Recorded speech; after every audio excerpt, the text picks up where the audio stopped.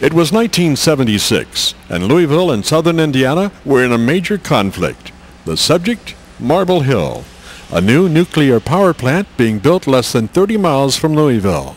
The radio and newspapers were filled with stories almost every day about bad welding, falsified construction x-rays. The thought of having our own 3-mile island, well, it was just too large a story to ignore. So when Ron Grenison, my friend in the WHAS News Department, suggested he might be able to get a budget for the production and for it to be produced at Trax, I said, sure, let's do it. He wanted to do it at Trax as opposed to WHAS because he had a very unique approach to the production and knew that together we could pull it off. And just a note of explanation, Ron Grenison used the name Ron Notar on the air. So now, another award winner, Marble Hill. Of all the news stories you've heard recently, which ones immediately come to mind? This is Glenn Baston. You may be thinking of school desegregation, abortion, maybe the death penalty, all somewhat controversial. The latest in the category in Kentuckiana is nuclear power. Public Service Indiana has a preliminary okay to build a nuclear power plant near Madison. Some site work is already underway. However, a license for the plant has not been granted, and opposition to the plant has grown so that this is becoming the most contested of the nuclear plants. For the past 6 weeks, Ron Notar has explored this controversy. He talked with those leading both sides, some who are in the middle, with those who will be directly affected, and those who think they will be indirectly affected. This program contains their words. In some instances, it contains Notar's interpretation, either in his words or in songs written especially for the power plays for Marble Hill.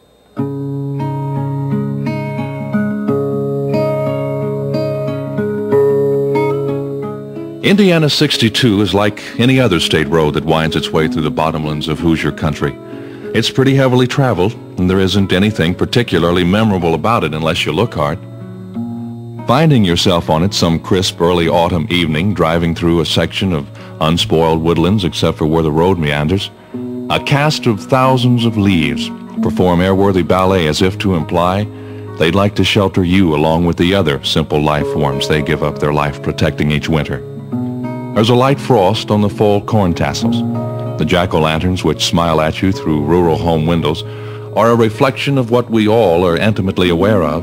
Soon, much of our needed warmth and love will have to glow from within us if our life, however wild or tame, is to be sustained. As you look east toward Madison, Indiana, across farmland of good Ohio Valley soil, you realize that you're just southwest of Hanover and must soon turn off the main road in order to get to Marble Hill. You go south toward the Ohio River. If it's Sunday, you may see a young farmhand plowing under a field and preparing it for winter rye. He'll have his portable radio attached to his tractor, listening to a football game or to country music. You may see the old pro pulling grain and smoking a freshly cut corncob pipe. Grandpa'll be playing basketball at the hoop nailed on the tobacco barn and babysitting with his great-grandson who never even notices Papa is 0 for 10 from the free throw line. The dirt is more interesting. It's something in the heredity. One of the girls is out on 800S riding her bike. She's clad in patchy jeans and stars.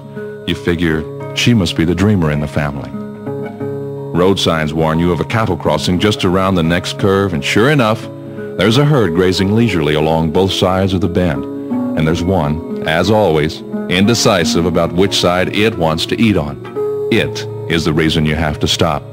You move on again, and suddenly, you realize there's a flatbed truck that should be coming toward you, but isn't. It's backing up as fast as you're driving, and it disappears over the rise. In an instant, you're at the rise and looking for that truck. You apply your brakes to discover that truck has been vacated in a driveway, and its former occupant is already leaning against a corn combine talking neighborly. He and his friends all wave. Howdy. Many valley farmers have to work on Sunday. A 40-hour work week at the factory or shop supplements their declining profits from crops and livestock. Another curve or two in the road, and the posted danger signs inform you that you're entering property policed by Pinkerton guards. You notice road construction equipment caked with Indiana clay, and instantly it comes to you. You're on PSI land. You pause a moment. Then, as if attracted by some love force, you turn and drive down a narrow rocky lane that ledges a steep, cliffy nesting ground. It's been sculptured by the ever-changing currents of time. You stop and get out of your car. You walk down to the riverbank, look across the water spreading more than a half mile, and realize you're at the foot of Marble Hill.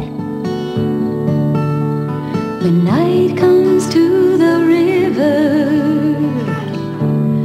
lend the wind an open ear. It'll tell you if you're quiet, how to spot an occasional deer, and how to find love at the foot of Marble Hill. Yes, how to find love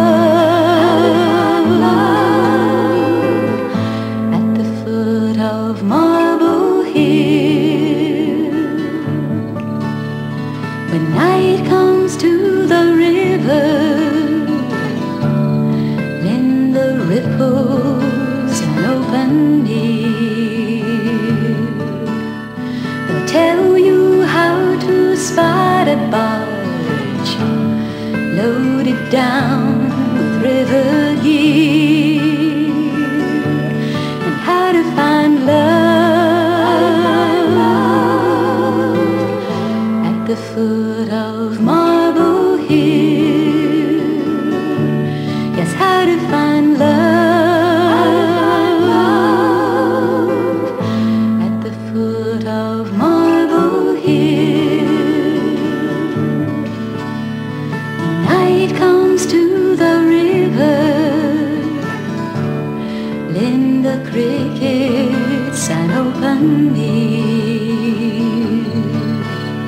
They'll tell you if someone's coming, and if they're far away or near, and how to find love at the foot of Marble Hill. Yes, how to find love at the foot of Marble Hill. When night comes to the river, oh, lend your baby an open ear. He'll tell you he wants to stick around for at least another year, while making love at the foot of Marble Hill, while making love at the foot of Marble Hill. Yes, there's love at the foot of Marble Hill. Oh, there's love at the foot of Marble Hill. When you turn off State Road 62 onto 800S, you can't help but see the fruit stand there on the corner. It belongs to Corbett Reed. Corbett is the third of 4 generations of Reeds to work 395 acres of fruit trees and farmland, adjacent now to the site for the proposed nuclear power plant on Marble Hill by Public Service Company of Indiana, Incorporated. The fruit stand looks inviting, so you stop and climb out of your car. You walk up and start fingering the apples and pears and ask what all the squabble's about. Corbett tells you in 5 words as he sees it. Fight's all about brown rot on peaches. The fight's all about brown rot on peaches. You tell him that's 7 words, and he says it goes without saying that brown rot's on peaches, but he figured you didn't know that. And he figures you don't know a lot of things about his squabble with Public Service Company of Indiana, Incorporated. Otherwise, you wouldn't call it a squabble. So he invites you into his home, rural white with yellow awnings and surrounded by outbuildings of tobacco and farm machinery. He tells you he's afraid he'll be put out of business if Public Service Indiana operates a nuclear power plant on Marble Hill, 300 yards from his property line. Corbett Reed tells you he's afraid the proposed plant for Marble Hill will change the weather patterns, raise the humidity in the atmosphere, and ruin his fruit. Neither the Nuclear Regulatory Commission nor the United States Department of Agriculture has such a case on file. But Reed says, I have letters from NRC saying that Marble Hill nuclear power plant would not change the weather patterns in any way. But I have a good friend of mine that's a fruit grower in Michigan by the name of Paul Rood, which lives 3 miles downwind of the Palisades plant at Culver, Michigan. And since this plant has been put into production, well, he has a lot of cloudy days and a lot of wet days that don't dry off to noon. And this steam going into the atmosphere is what makes all this humidity. So Mr. Paul Rood has already had to taken out all his pear trees and all his brew plum trees on account of this humidity, because brew plums rot so bad. Peaches has this problem. studies of facts related to a nuclear power plant's effect on the climate are in their infancy. The Nuclear Regulatory Commission's final environmental statement on the proposed Marble Hill power plant concerning atmospheric changes is interpreted as follows. The waste heat from the condensers in the wet cooling towers will be discharged to the environment either through evaporation or directly into the river. The amount evaporated will vary from 60% in winter to 90% in summer, depending on the air temperature. When the heat leaves the towers, it will mix with cooler, less humid ambient air, and the water vapor in the discharge will condense in a cloud-like form called a plume. Under most conditions, it rises and carries along evaporating water and a mist of water droplets called drift. Because large amounts of heat and water vapor are added to the atmosphere, local atmospheric changes will occur. There have been reported occurrences of light snow due to cooling tower plumes. As I said, an undetermined amount of cooling water is carried into the plume and discharged as drift, which causes surface wetting under conditions of high humidity. Studies indicate most, but not all of the drift, would fall to the ground within 1,000 feet or so of the towers. When it's cold, the drift that falls to the ground can cause icing. The Division of Site Safety and Environmental Analysis is not able to empirically assess the accuracy or validity of PSI's projected drift because of a lack of detailed drift measurements at operating cooling towers with which to compare.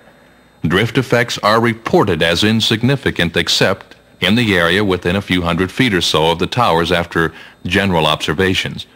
The fact is, the Nuclear Regulatory Commission cannot guarantee Corbett Reed that a power plant on Marble Hill will not be a menace to his fruit trees and crops, nor can Public Service Indiana. Rather than trying to pin down Dr. Harold G. Cassidy's main concerns for the proposed Marble Hill nuclear power plant, you perhaps should be satisfied with just penning some of them down, and at that, it takes a pen with a lot of ink in it. Who is he? You find him listed in Who's Who in Minute Science. He's a professor at large at Hanover College in Indiana. His resume is as complicated and detailed as his life's work, organic chemistry. His professional career is one of explaining very complex issues in a simple way for unscientific minds. It's now time to take out the notebook. Dr. Harold Cassidy is going to explain what radioactivity does to us